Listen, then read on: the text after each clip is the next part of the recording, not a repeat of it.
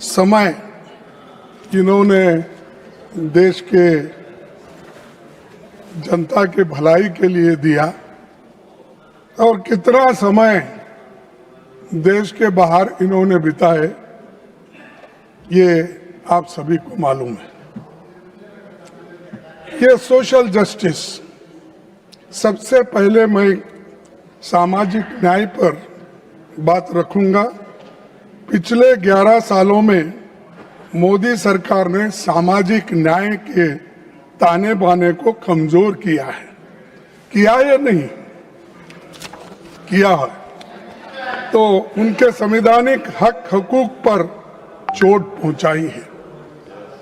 राष्ट्रपति के अभिभाषण में महिला सशक्तिकरण पर बहुत बातें हुई, पर सच ये है महिलाएं बीजेपी के लिए केवल वोट बैंक बन के रही है। अगर मोदी जी वाकया महिलाओं का नेतृत्व को आगे लाना चाहते हैं तो वे सबसे पहले महिला आरक्षण एसीटी तुरंत लागू करके इस पर कंडीशन नहीं लगाते। अगर आपको उनके बारे में उनको शक्ति देना है, एम्पावरमेंट करना है, तो आप ये बिल पास कर सके, उसको लागू कर सकते हैं। अरे आप कहते हो एक करते हो एक, तो इसीलिए ये कंडीशन लागू नहीं करते। इससे जनगणना के नाम पर आपने किया, इसको आगे ढकला। आज से 100 साल पहले जब महिलाओं को वोट का अधिकार भी नहीं था और हमारे देश में भी 78 साल तक वोटिंग का अधिकार महिलाओं को नहीं था, तब कांग्रेस ने अपने पार्टी के नेता सरोजिनी नायडू को कांग्रेस अध्यक्ष चुना गया है। आपके पास कोई एग्जाम्पल आज भी नहीं है। इंदिरा गांधी के प्रधानमंत्री बनने के भी 60 साल पूरे हो गए। इनके जैसी कई महान महिलाएं सशक्तिकरण की मिसाल बनी। बीजेपी ने अब तक किसी महिला को अध्यक्ष नहीं बनाया है। आरएसएस ने 100 साल में किसी महिला को अपना नेतृत्व नहीं सौंपा है।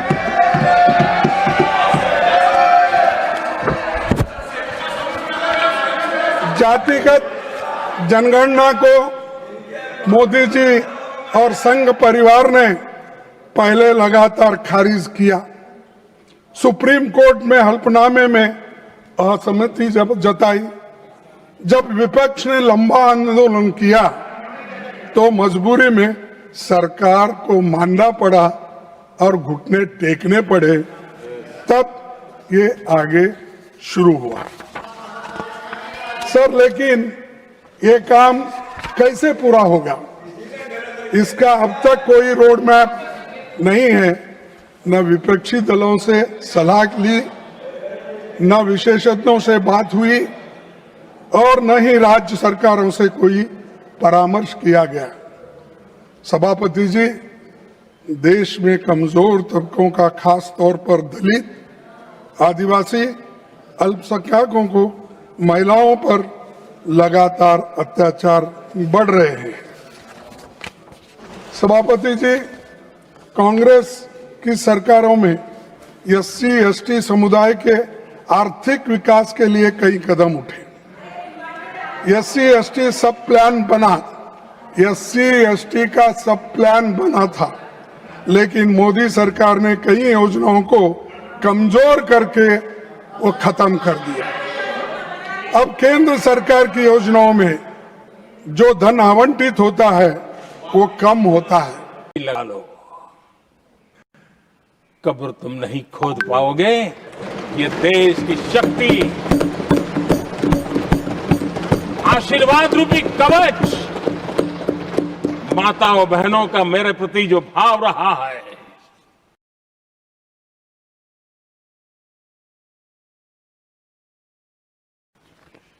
जिनको कोई पूछता नहीं था, उसको मोदी पूजाता है। यही करना है। और ये आशीर्वाद ही है जो इनको चूभते हैं और इसलिए कब्र खोदना चाहते हैं।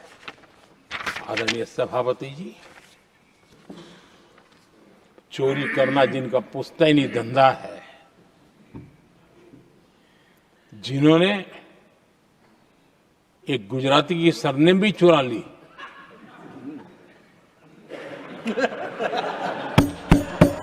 महात्मा गांधी की सरनेम चुरा ली, ये लोग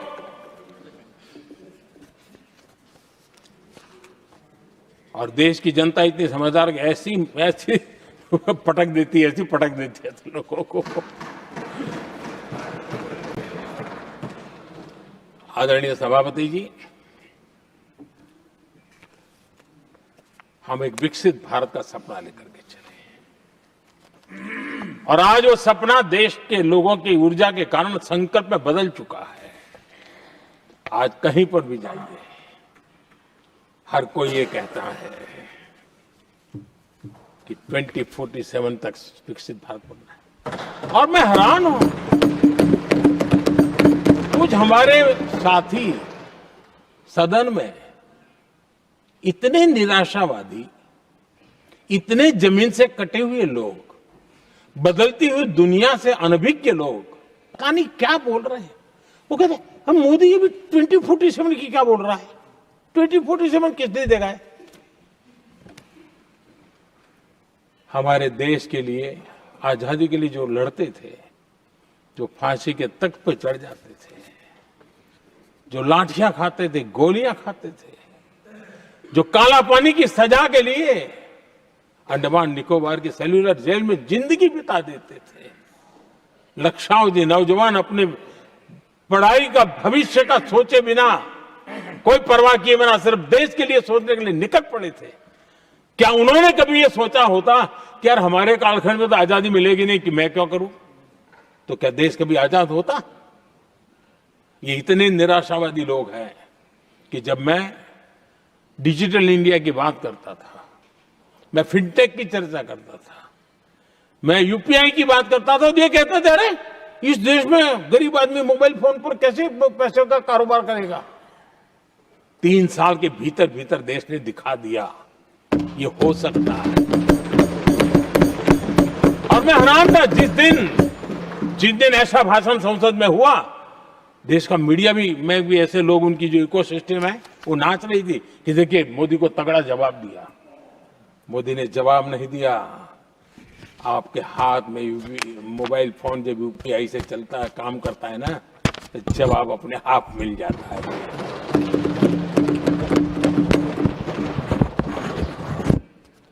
आदरणीय सभापति जी, कांग्रेस के समय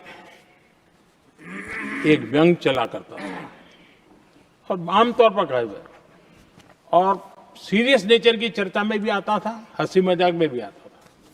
इंडिया मिस द बस, ये कॉमन वर्ड हो चुका भाई, मौका गंवा दिया, बाजी हाथ से चली गई। इंडिया मिस द बस, ये हमेशा होता था। आदरणीय सभापति जी, आज भारत कोई बस मिस नहीं कर रहा है, आज भारत काफिले का नेतृत्व कर रहा है।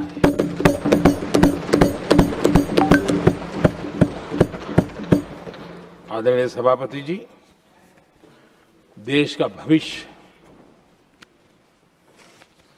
उज्जवल बनाना है, वर्तमान भी उज्जवल बनाने के लिए अविरत कार्य करना होता है।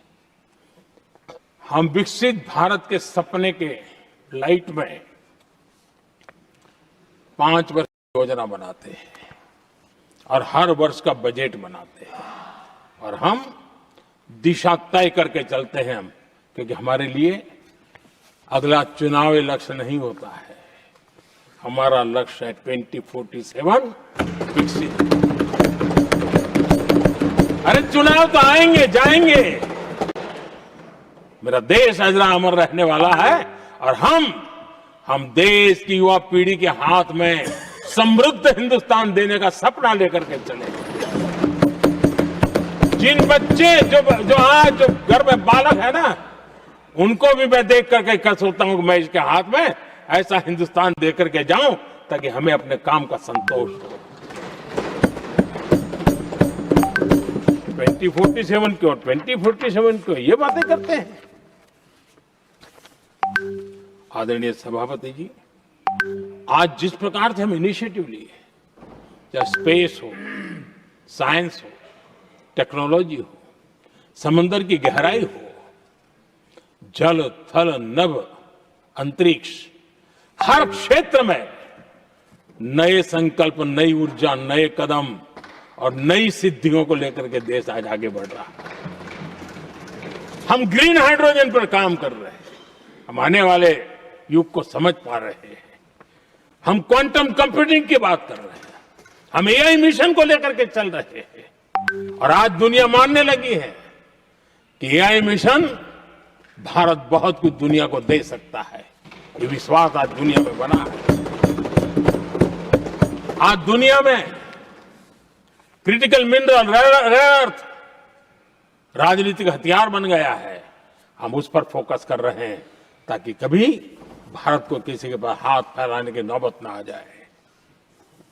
आदरणीय सभापति जी, ऐसे तो अनगिनत प्रोजेक्ट हैं जिसमें विदेश का इन्वेस्टमेंट आना ही आना है, क्योंकि अब हर किसी को अपना भविष्य भारत की भूमि में नजर आ रहा है। हर किसी को अपना भविष्य भारत की टैलेंट के भरोसे नजर आ रहा है। हर किसी को भविष्य भारत के उज्जवल भविष्य के साथ खुद के उज्जवल भविष्य को जोड़ करके दिखता है। और इसलिए दुनिया आज भारत, विकसित भारत की बात हम क्यों कर रहे हैं, जिनके दिमाग में नहीं पड़ता है, दुनिया को समझ आ रहा है कि भारत ने सही दिशा पकड़ी है। चलो अब चर्चा वहां चल रही है, कहीं हम बस न चुक जाए। कल तक चर्चा चलती थी इंडिया बस मिस करता है, अब दुनिया को लगता है अब हम लेट न हो जाए, वहां आने की स्पर्धा चल रही है। आदरणीय सभापति जी, आने वाला समय भारत के लिए अवसरों से भरा हुआ है, भारत के नौजवानों के लिए अवसरों से भरा हुआ है। भारत के उज्जवल भविष्य के लिए मैं पूरी संभावनाएं रेखांकित कर सकता हूं, मैं देख सकता हूं और उसके दिशा में नीतियां बनाकर हम आगे चल रहे हैं। हम इसको और मैं चाहता हूं, मेरे देशवासियों को निमंत्रण देता हूं और मैं देशवासियों को आज सदन से भी कहना चाहूंगा, मैंने मन की बात में भी इसका उल्लेख किया था, मैं यहां पर सभी माननीय सांसदों से भी कहूंगा कि आप भी अपने अपने क्षेत्र में ऐसे लोगों को बताइए, जब दुनिया भर में इतने अवसर पैदा हुए हैं, उसको स्थायित्व तब मिलता है जब हम उत्तम प्रकार की चीजों को लेकर के जाए।